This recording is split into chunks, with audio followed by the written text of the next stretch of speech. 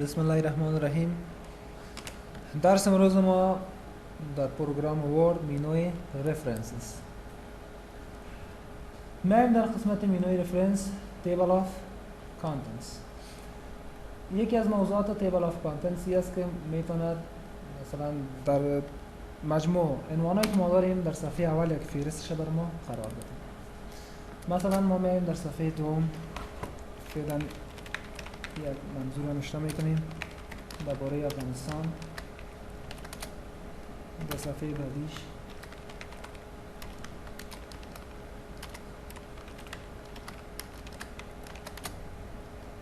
و صفحه چهارم هم درباره پاکستان.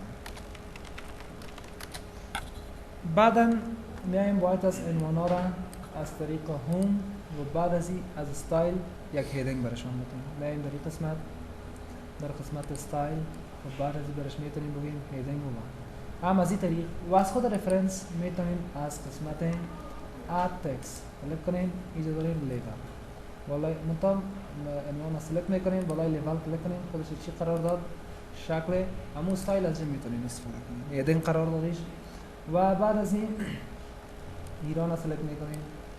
میگم لیول 1 برای عنوانای عمومی است، لیول 2 برای جزئیاتش هست، لیول 3 از جزء جزش. ما شما در قسمت آوتلاین خوانده بودیم جزئیات. جزء یعنی به معنای چی؟ لیول 1 و همچنان در افغانستان هم سلکت میکنیم اد تکست لیول 1.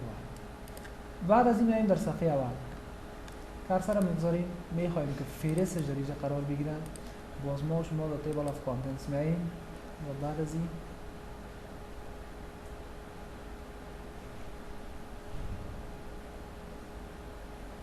insert table of contents.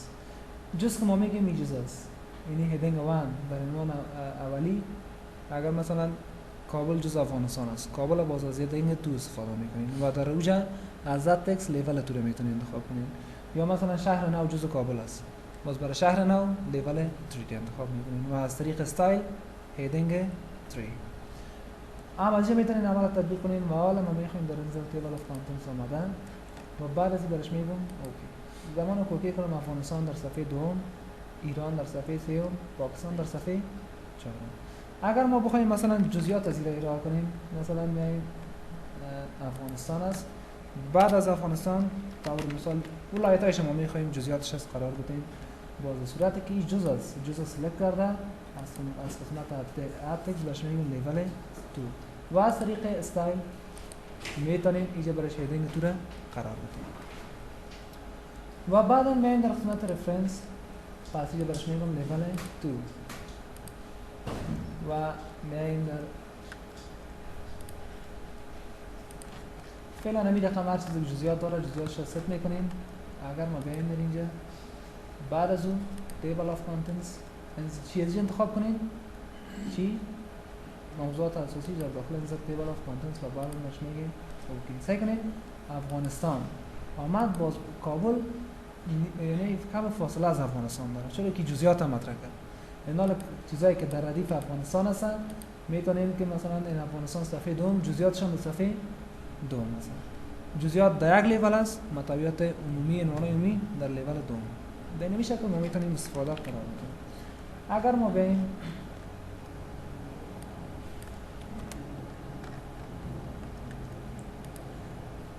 بعد از تیبل آف کانتنتس، خب این موضوعات چی از هوم اد کنیم، از استایل و چی از اینجا میتونیم مین جزئیات و جزء سوم قرار بدیم. به خاطر عنوان ایجاد کردن از این استفاده میکنیم. و بعد از این داریم اپدیت تیبل. اپدیت تیبل چی است؟ فعلا ما سه موضوع داریم، افغانستان، پاکستان، ایران که ما هیدینگ قرار داریم. بعد از این در صفحه اول ما شما میایم تیبل آف کانتنتس، insert table of contents و بعد اون درش میگیم اوکی. فعلا این موضوع در اینجا درج شد. اینا دفعتا یک عنوان دیگه میه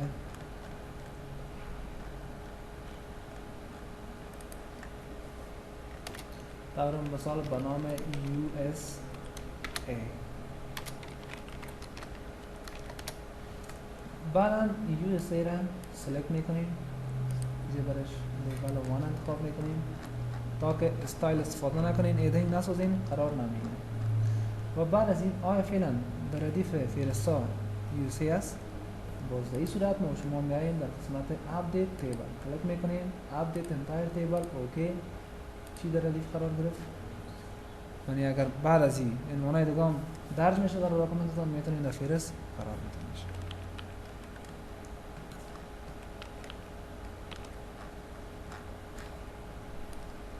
بعد از این میایم اینجا داریم insert footnote. وظیفه footnote چی هست؟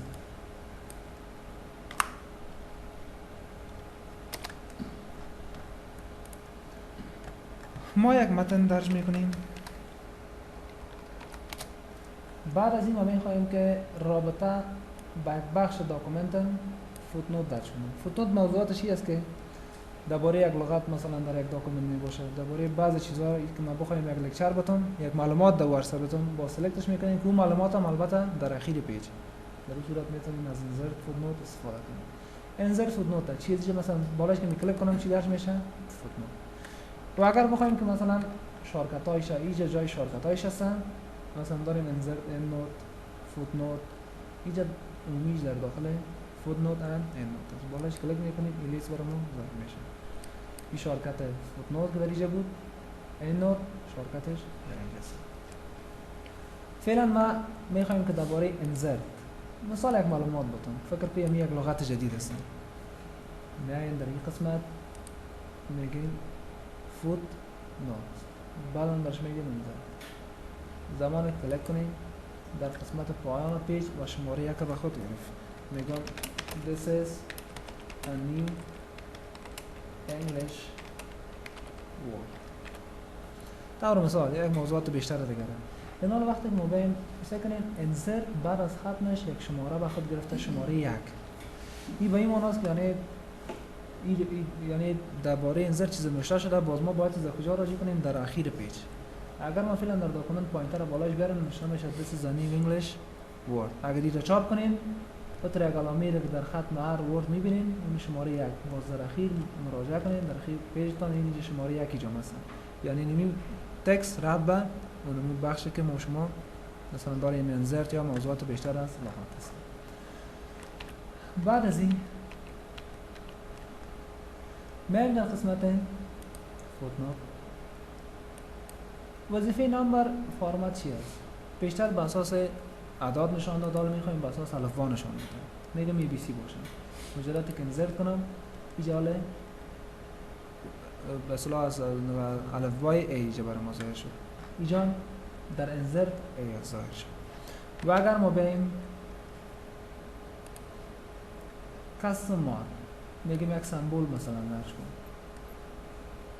طور مثال اینه.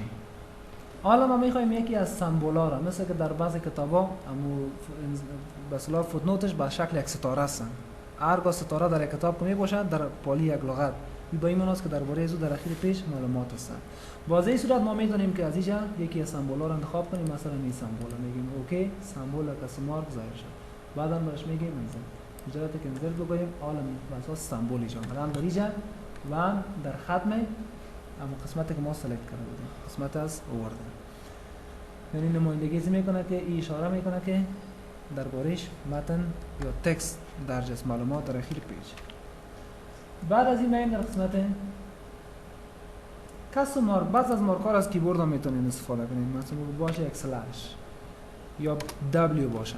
این چیزا را از اینجا میتونین که مثلا کاستم مارک در اینجا مثل بیشتر سمبول درج کنین. استارت میگه امی فوتنوت یا فوتنوت اول یا نوت اول از چند شروع شد. پیشتر مثل شماره یک داشت حالا میگم شماره امی اولش از شماره دوم شروع شد. یا مثلا اولش در صفحه اول هستن. اگر در صفحه دوم ما شما میشه که بگیم ریستارت ایچ سکشن در سکشن پس از سر شروع میشه. باز میتونید بگین در سکشن دوم از شماره 10 شروع شد. موضوعات میتونید مطرح کنید. و همچنان ما شما در قسمت نمبرینگ معلومات داریم. کانتینیوس در صفحه اول فوتنوت اول آمد. اگر در صفحه دوم بریم کانتینیوس ادامه است.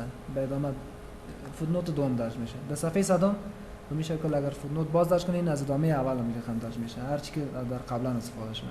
پنجم ششم. اگر بخواید که بگوین ریستارت ایچ سکشن ما شما قبلا خوانده بودیم در هر سکشن جدید فوتنوت از نمره اول یعنی شروع میشه. و اگر بگوییم ریستار ایچ پیج مثل پیشنهاد در صفحه اول شماره 1 داشت، در صفحه دوم که باز بریم باز از یک شروع میشه. و بعد از اینجا داریم هول داکومنت. بازمی فوتنوت در اخیر داکومنت اگر 100 صفحه داشته باشه در صفحه امو صدام فوتنوت همین صفحه اول درج میکنه. اگر باز بگوییم سلکتد تکست جایی را که ما سلکت میکنیم توسط سلکشن ما فوتنوت میده. هول داکومنت یعنی همون فوتنوت را درج میکنین رابطه با کل داکومنت در صفحه آخر ایجاد میشه. این بود وظیفه فوتنوت. و اگر ما بیایم در اینجا بعد از این داریم این نوت. فوتنوت خود یکی از قسمت‌ها را خود ما سلکت میکنیم عمل انجام میشه. این نوت چی معنی؟ وقتی که نوت در هر قسمتی که ختم شده بعد از اون میخوایم معلومات درج کنیم. فوتنوت که اگر فکرتان باشد در آخر صفحه معلومات ظاهر میشد. این نوت که بعد از اینکه این مثلا فعلا نوت ما اینجا اند شده ختم شده اندش از اینجا شروع میشه. توجه شدین؟ اینا پس ما میایم چیزی برش بگیم این نوت و چی اینجا برش بگیم این نوت که مجرد انسرت کنم بعد از ختم اینستاگرام پاکستان ختم نوت ما بود. متوجه هستین؟ صفحه 4 چون از اینکه پیش از پاکستان ما رابطه با ایران اگر 1000 صفحه باشه مستقیم هم خود این نوت در صفحه 1000 صورت میگیره بعد از ختم متن که در داخل امی داکومنت درج است. اینا لا هر چیزی که من درج کنم به این معنی است این نوت رابطه با تمام داکومنت ارائه شده، یعنی در 4 صفحه 400 صفحه یا 4000 صفحه این به این شکل استفاده میشه. و فوتنوت که بود فقط وظیفه خاصش می بود که در هر صفحه شما میتونستین جداگانه درباره یک چیز معلومات بدید. بعد از اینجا داریم next footnote. next footnote و previews next note و previews note وظیفه چی هستن؟ اولا مثلا من یک موضوع درج میکنم میایم در باره insert یک footnote میکنیم.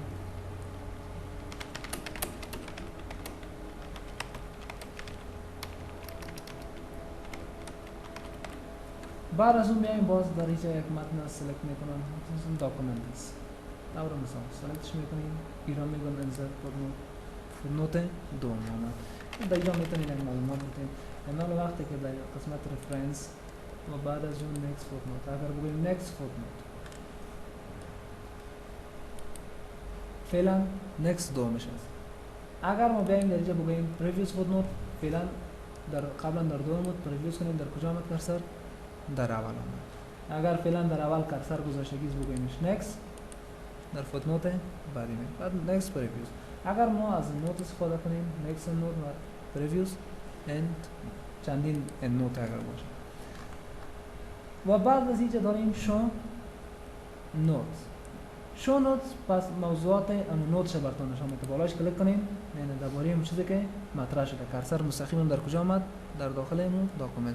یعنی هر نوت یا فوتنوت که نوت دربارهش نوشته شده مستقیما در اونجا میاد. مثلا خود از همین یک نوت است نیست همین داکومنت پس مستقیما از هر کامنت نوتش که در داکومنت است بالای از امور براتون شو میکنه. حالا من اینجا نمیفهم کرسر اینجا است این میتونه که بگیم شو نوت راز اون جایی که فوتنوت به خود گرفته یا نوت گرفته براتون نوتش کرسر گذاشته میشه و قرار میگیره.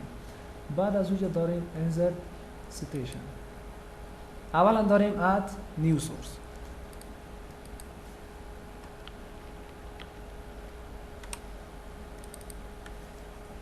در قسمت insert citation میایم و بعد از اینجا برش میگیم add new source بالایش کلیک میکنیم. بعد از اینجا میگیم author مثلا نویسنده‌اش است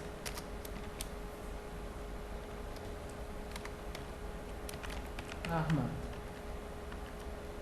تایتلش هم منیجر هستن یا در سال 2010 مطرح شده سیتیشان کابل هستن.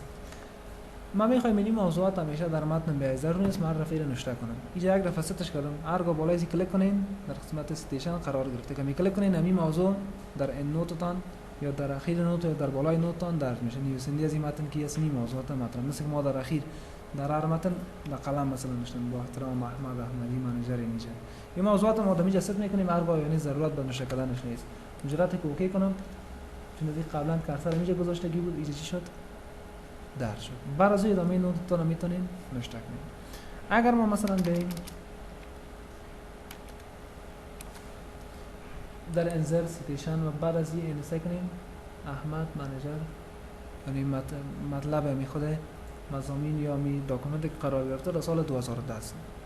اگر میتونین اضافه تر از او را میتونین در اینجا بده. اینجا داریم اد نیو پلیس هولدر. پلیس هولدر یکی از جایی است که به شکل استاندارد خودش جای کرسر رو بگذارین قرار میده. وقتی بالاش کلیک کنین پلیس هولدر 1 قرار گرفت. چون از این کرسر اینجا گذاشته بودم. منال در داخل از این میتونین که موضوع جا به شکل استاندارد که بازی شکل رو میگیره در پرنت از متن خیره‌تر چاپ میشه. موضوعاتی که مثلا ما میگیم با احترام یا احمد احمدی یا پیشتر احمد سال 2010. این فقط پلیس هولدر به دلیل از است که ما میتونیم در داخلش به شکل جداگانه تاریخ درج کنیم، دیتا تایم یا مثلا created by احمد احمدی یا created by افغان IT Institute. این موضوعات میتونیم در داخل فقط جای برتون فیکس میسازه در یک قسمت از داکومنت. بعد از این اینجا داریم ما search libraries. بالاش کلیک میکنیم و بعد از این بعض از لغت‌ها رو ما میتونیم سرچ کنیم در اینجا. مثلا در یک داکومنت اینجا ما یک لغت داریم.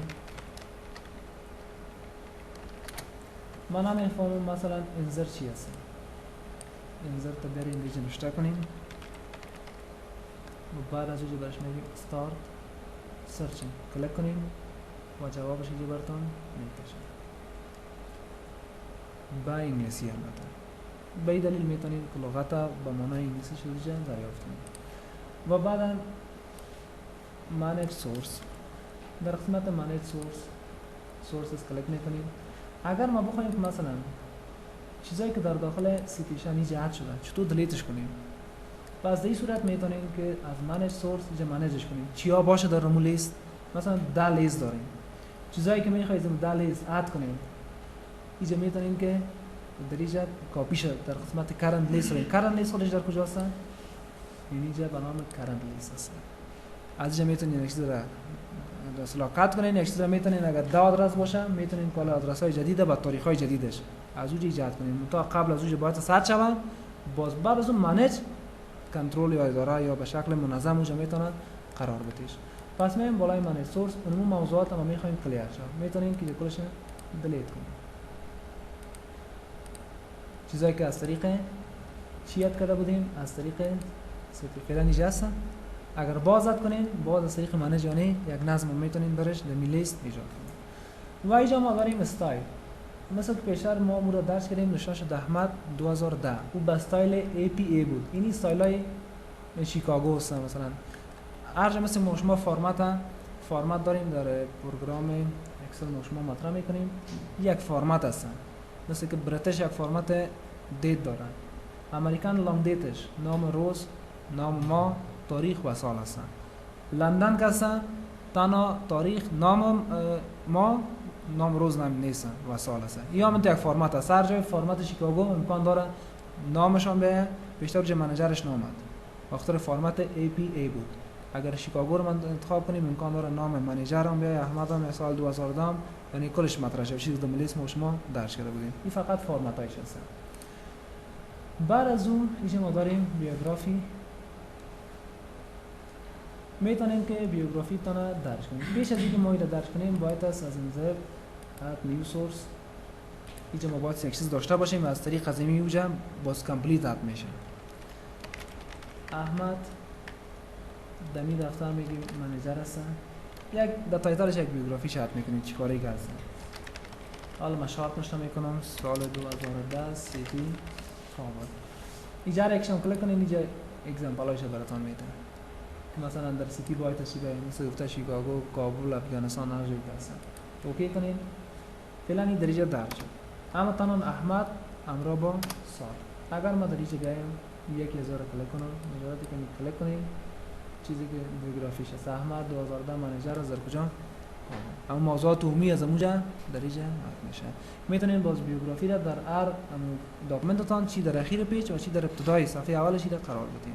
بیوگرافی هم کسی که نویسنده زمین بخش است. یعنی کامپلیت شه میتونه براتون نگاه کنه. بعد از این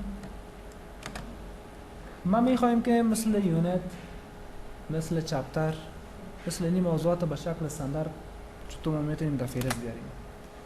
میایم در قسمت insert caption. بعد از اون برش میگیم نیو لیبل. طور مثال چیزایی که استاندارد است میگم مثل یونت درش یا چپتر چیزایی است که استاندارد است. فقط یونت درش کنیم بگوییم اوکی اوکی. یونت چند اینجا آمد؟ یک. خوب دقیق باشیم که موضوع چی هست. این موضوع را درش کنیم. در صفحه بعدی میریم. یونت اول در اون صفحه بود. بیایم در انزر کپشن فقط یک اوکی کنیم. یونت چند آمد؟ یونت دوم. در صفحه بعدی این به اساس از این است که ما یک چپتر یا یک یونت را به شکل یونت یک داکومنت قرار میدیم. ضرور نیست ما هر جای اینال سهولت دیگه همچنان داریم. اینجا میایم فقط یک اوکی دیگه میکنیم. یونت 3. این بردیف هم استپ بای استپ خودش قرار میگیره. و اینجا موضوعات یونت 3. اینا ما میخوایم فهرست از زیر ما بکشیم. به دلیل از این فهرستش بکشیم تعویض. شرط ما از فهرست ایجاد کردن این بود که یا از استایل استفاده کنیم یا از قسمت رفرنس عنوانا را از تکست. اینا را وقتی که ما از انسرت کپشن استفاده کردیم ضرورت به این نیست که ما باید از هر عنوان هر یونت ایدینگ قرار بدیم. خود انسرت کپشن هر چیزی را که درج میکنه هر عنوان با شمول ایدینگ است خودش. فقط شما مستقیم میخواین بیاین فهرستش در اینجا بکشین، کرسر اینجا میگذارین، بعد از اون موجه میتونیم برش بگوییم که تیبل آف فیگور دایلوگ چی موضوع استفاده کنیم و چی شارکتایش در اینجا قرار داره با اشکال فهرستی که ما قرار میدیم. بالاش کلیک میکنیم و بعد از اون تیبل آف فیگور انتخاب میکنیم، برش میگیم اوکی. میگه یونت اول یعنی نیاز به این نبود که ما هر یونت ایدینگ قرار بدیم. یکی از سهولت‌های کپشن همی بود که خودش استپ بای استپ قرار داد و ایدینگ ایجاد کردگی برشان شد. چپتر 2 در صفحه 3، چپتر 3 در صفحه 4. به این شکل اگر ما خواسته باشیم مثلا اینجا داریم حبل تیبل آف فیگور، مثلا در اینجا اپ میکنیم انزرت کپشن اوکی. طور مثال میگیم ای است درباره افغانستان. اینا رو میخوایم که خود یونت 4 همچنان در فهرست قرار بگیره. در این صورت اینجا کلیک میکنین بازی فعال شد. تا که در فهرستا کلیک نکنین اینجا فعال نمیشه. خود فهرستا رو فقط یک کلیک کنین بالایش که سلکت شوی، باز برش میگین اپدیت تیبل آف فیگور. فعلا یونت 4 در اینجا نیست، پس من بالای از کلیک میکنم و اپدیت انتایر تیبل بعد میگم اوکی. اجازه اوکی کنیم. یونت 4 در صفحه 5 میجه قرار داره و اینجا داریم به نام کراس رفرنس. وظیفه کراس رفرنس چی است؟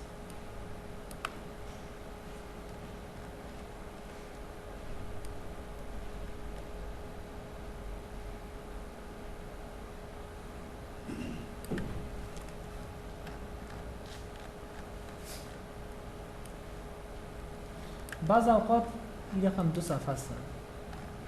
فعلا ما 2 صفحه داریم، مردوش خالی است مثلا. امام چطور کنیم اون صفحه دیگه دلیت شود؟ فکر کنین بعض اوقات یک متن تا اینجا ختم میشه، باز یک صفحه خالی در ادامه از اوست. صفحه خالی رو چطور دلیت کنین؟ از طرف اخیر طرف چپ اون فشار میگیرین، سلکتش کنین تا صفحه دوم. اگر نوت است تا آخر نوت کرسر اینجا پس رها میکنین، طرف چپ ماوس پس از کیبورد دلیتش میکنین. دلیتش کنیم مال بیم یک صفحه غیر شد. میایم بعد از این داریم کراس رفرنس.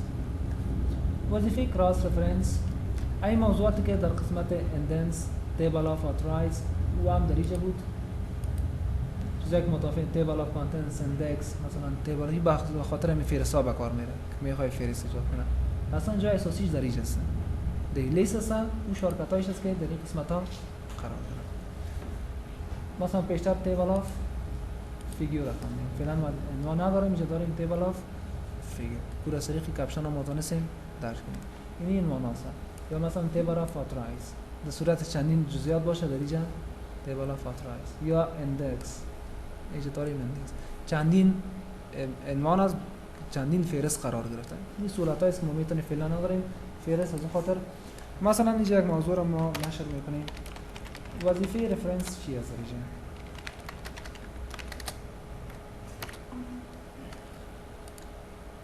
و در صفحه دوم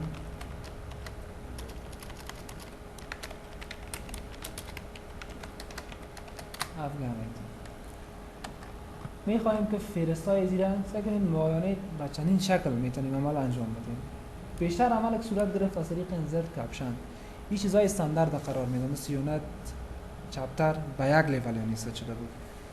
البته اگر ما این فهرست را بخوایم که این عنوان رو به شکل فهرست قرار بدیم، این از طریق پاراگراف شده، یعنی به انتخاب خود مصرف افغانستان که یک چیز استاندارد در یک جدول فهرست که استاندارد است.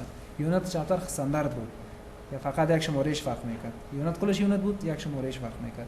این مال بازاریابی رو بخوایم فهرست در صفحه اول بسازیم، مثل که قبلا پیس از هایپرلینک خوانده بودیم. حالی سهولت است، یعنی بیشتر از پیس از هایپرلینک استفاده میشه کراس رفرنس.